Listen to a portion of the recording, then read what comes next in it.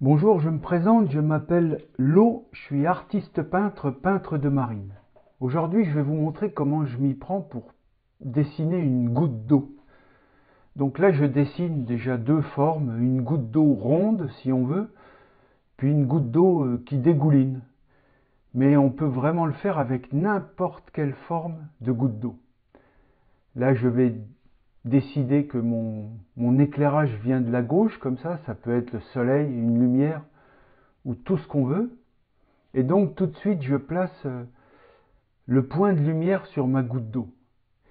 Et vu que la lumière traverse l'eau, on a une partie blanche à l'opposé de la lumière. C'est comme ça que ça fonctionne. Comme sur un autre tutoriel où je vous avais montré comment dessiner une sphère en verre. Je fais pareil avec ma goutte qui dégouline. Par exemple, une goutte qui dégouline contre une vitre quand il pleut, ou sur un verre. Voilà, donc j'ai placé mon point de lumière et je place de l'autre côté de la goutte l'endroit où la lumière se réfléchit. Donc je dessine sur une feuille grise comme ça pour que la couleur blanche apparaisse bien. Mais si vous dessinez sur une feuille blanche, ben vous laissez simplement la zone blanche libre.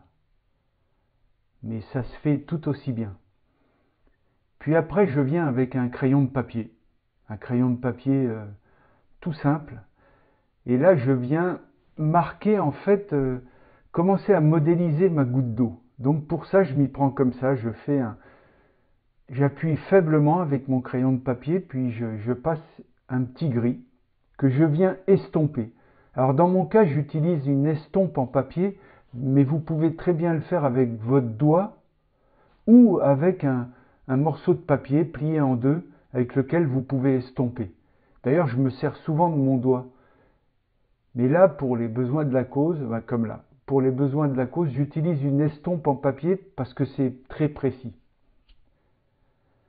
Donc je fais pareil sur ma goutte d'eau qui dégouline. Je viens placer avec mon crayon de papier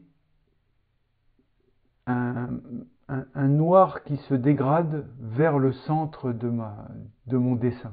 Et là, avec mon estompe, je viens estomper tout ça pour rendre la zone assez dégradée du noir au blanc, si on veut, ou du gris foncé vers le gris très clair.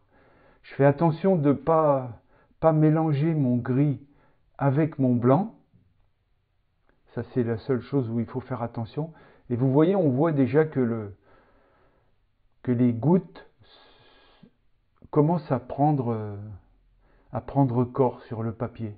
Là, je viens encore mettre un tout petit peu de blanc pour renforcer mon blanc, pour exagérer en fait le dessin, pour que tout de suite on se rende compte que c'est une goutte d'eau. Comme vous pouvez remarquer sur le haut de ma goutte d'eau qui dégouline, on peut voir que c'est laissé sans trait tout en haut. Puis là, je viens faire l'ombre de ma goutte d'eau. Alors tout de suite, comme la lumière traverse la goutte, il y a de la lumière qui arrive sur le support. Par exemple, sur la feuille de papier. S'il y avait une goutte d'eau sur une feuille de papier, on verrait qu'il y a une zone d'ombre, que dans l'ombre de la goutte d'eau, il y a une partie illuminée. Et c'est celle-là que je viens faire en premier. Puis tout de suite après, avec mon crayon de papier, ou dans ce cas-là, j'ai pris un crayon qui marque un tout petit peu plus fort, juste pour marquer vraiment l'ombre de ma goutte d'eau. C'est une sorte de crayon pastel, noir, qui marque un petit peu plus, mais ça peut très bien se faire avec un crayon de papier normal, un crayon de papier de tous les jours. Donc là, je viens marquer le côté opposé à la lumière, vous voyez, le côté qui est à l'ombre de la lumière, puisque la lumière arrive de gauche, je viens faire l'ombre sur le côté droit.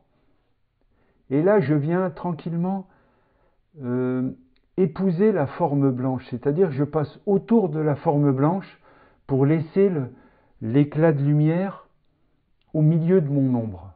En fait, c'est une ombre qui est clair-obscur, qui a une moitié obscure et une moitié claire.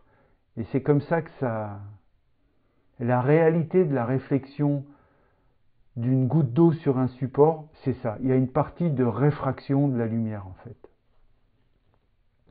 Puis pareil avec mon estompe, je viens estomper mon ombre. Parce que c'est toujours ça, une ombre sur un support, elle est assez floue, assez estompée, et toujours plus foncée contre l'objet, c'est-à-dire plus foncée contre la goutte d'eau. Puis là, tranquillement, je viens peaufiner mes détails. Toujours, alors là, je viens exagérer un petit peu le côté où la lumière frappe, je viens rajouter un petit peu de blanc. Comme pour qu'il y ait bien un côté à la lumière et un côté à l'ombre. Là, je viens exagérer le côté blanc qu'il y a là du côté gauche, c'est-à-dire où la lumière arrive. Et c'est ça qui fait le dessin, en fait. C'est ça qui fait le réalisme. Le réalisme dessiné, mais le réalisme, en fait.